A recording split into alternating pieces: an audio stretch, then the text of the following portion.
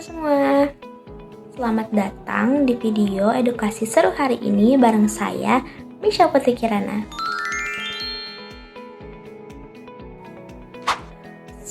Di video kali ini kita bakal membahas topik yang benar-benar penting banget nih di dunia pendidikan.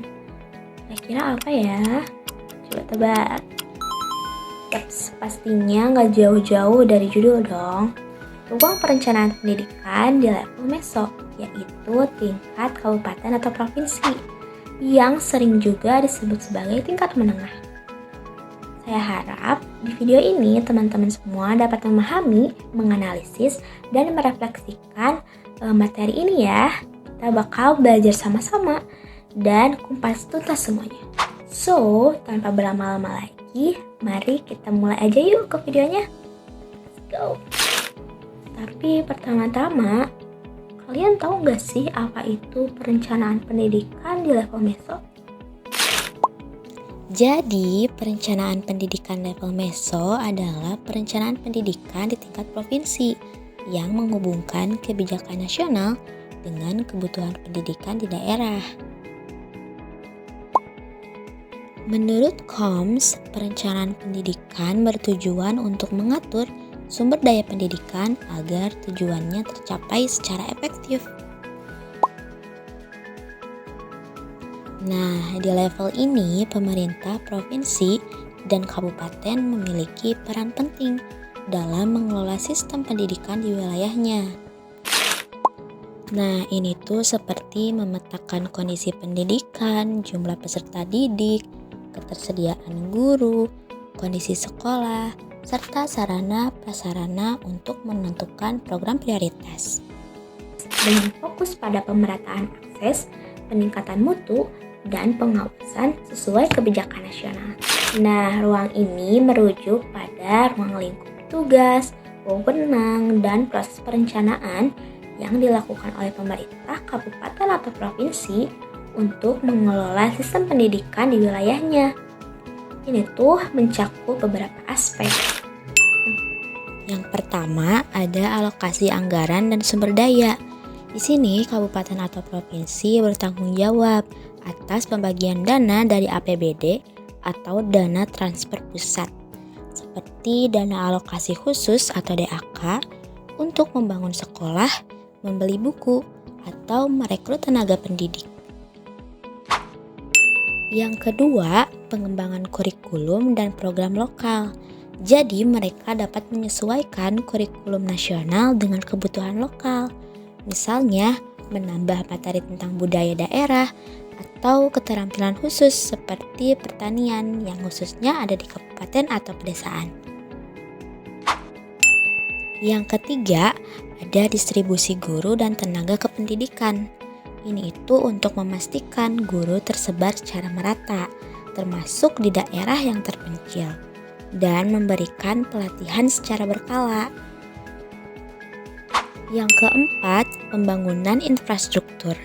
Ini itu untuk membangun atau memperbaiki gedung sekolah, laboratorium, fasilitas olahraga, dan lain sebagainya. Dan yang terakhir, ada pemantauan dan evaluasi. Tentunya untuk mengawasi akses pendidikan, angka partisipasi, dan kualitas pembelajaran untuk memastikan kesetaraan gender dan inklusi bagi anak berkebutuhan khusus. Perencanaan pendidikan di tingkat daerah juga menekankan pentingnya pemantauan dan evaluasi berkelanjutan. Nah, kalian tahu nggak sih Kalau di Indonesia berdasarkan Undang-Undang Nomor 20 Tahun 2003 tentang Sistem Pendidikan Nasional atau Siksdinas, pemerintah daerah memiliki otonomi untuk menjalankan ini. Provinsi lebih fokus pada pendidikan menengah dan tinggi, sementara kabupaten menangani pendidikan dasar. Tujuan utamanya adalah untuk mendukung tujuan nasional, seperti meningkatkan indeks pembangunan manusia atau IPM melalui pendidikan yang berkualitas. Namun, level meso juga harus berkoordinasi dengan level mikro dan makro untuk menghindari tumpang tindih. Nah, sekarang mari kita lihat contoh kasus nyatanya untuk memahami bagaimana ruang perencanaan ini bisa diterapkan ya. Dampak pandemi COVID-19 di Kabupaten Bogor, Jawa Barat pada tahun 2020 menyebabkan pembelajaran jarak jauh yang tidak merata. Di Bogor, banyak siswa di desa yang tidak memiliki akses internet atau perangkat, sehingga tingkat partisipasi daringnya hanya sekitar 60%. Akan tetapi, permasalahan tersebut bisa diatasi. Kabupaten Bogor bekerja sama dengan Provinsi Jawa Barat dengan mengalokasikan anggaran sebesar 100 miliar untuk distribusi kuota internet gratis dan penyediaan tablet. Mereka juga melatih 10.000 guru melalui webinar untuk metode pembelajaran yang hybrid. Penyelesaian ini melibatkan koordinasi dengan sekolah dan orang tua, sehingga tingkat kelulusan tetap di atas 90%. Tetapi, sudah nggak asing lagi nih kalau level meso juga sering menghadapi tantangan seperti keterbatasan anggaran, kurangnya koordinasi antar daerah, dan perubahan kebijakan nasional. Misalnya, di daerah miskin, anggaran pendidikan sering bersaing nih dengan sektor lain seperti kesehatan nih contohnya. Tapi, tenang aja, ada tips untuk perencanaan secara efektif. Yang pertama, bisa melakukan analisis data lokal, misalnya survei kebutuhan sekolah. Yang kedua, libatkan stakeholder seperti kepala sekolah, orang tua, dan masyarakat. Yang ketiga, menggunakan teknologi untuk monitoring, seperti aplikasi e-planning. Dan yang terakhir, tentunya evaluasi secara berkala untuk penyesuaian. Nah, dengan pendekatan ini, level meso dapat menjadi motor perubahan pendidikan yang inklusif dan berkelanjutan. Nah, jadi ruang perencanaan pendidikan di level meso adalah fondasi pendidikan yang merata dan berkualitas. Melalui contoh dari kasus di Bogor tadi, kita bisa melihat ya bagaimana perencanaan yang baik dapat mengatasi tantangan yang nyata. Ini tidak hanya meningkatkan akses, tetapi juga dapat membangun masa depan generasi muda.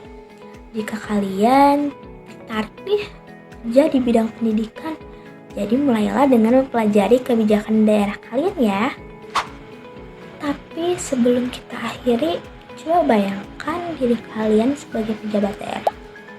Apakah masalah pendidikan daerah kalian ada yang mirip seperti kasus tadi? Apakah akses pendidikannya sudah merata? Jika belum, apa langkah kontribusi yang bisa kalian lakukan sebagai seorang perencana? Mari kita jadikan pendidikan sebagai prioritas bersama untuk masa depan yang lebih baik. Terima kasih telah menonton. Semoga video ini bermanfaat ya. Mohon maaf bila ada kekurangan atau salah kata. Sampai jumpa di video selanjutnya. Bye-bye.